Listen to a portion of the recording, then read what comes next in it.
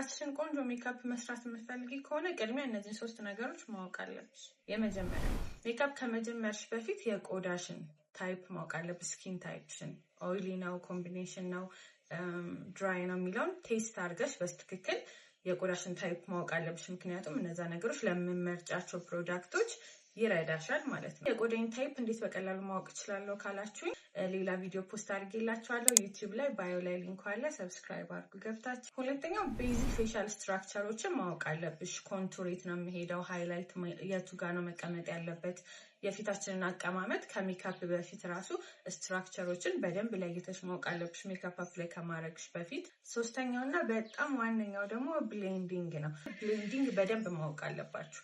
ፋውንዴሽናችሁን ከኮንሲለራችሁ ጋር፣ ኮንሲለራችሁን ከኮንቱራችሁ ጋር፣ ኮንቱራችሁን ከብለሻችሁ ጋር፣ አይሻዶች አብረው የሚሄዱ አይሻዶች በጣም ብሌንዲንግ ይፈልጋሉ። ስለዚህ ብሌንዲንግን በጣም ፕራክቲስ ማድረግ አለባችሁ። ኦምብሬ ኢፌክቶችን መፍጠር እንዴት ነው የምችለው፣ እሱን በደንብ ፕራክቲስ ማድረግ አለባችሁ። ደግሞ እዚህ ላይ አድ የምታደርጉ ካለ ፕሊዝ ኮሜንት አድርጉልኝ። ቴንክ ዩ ፎር ዋቺንግ። ለቭ ዩ ጋይስ።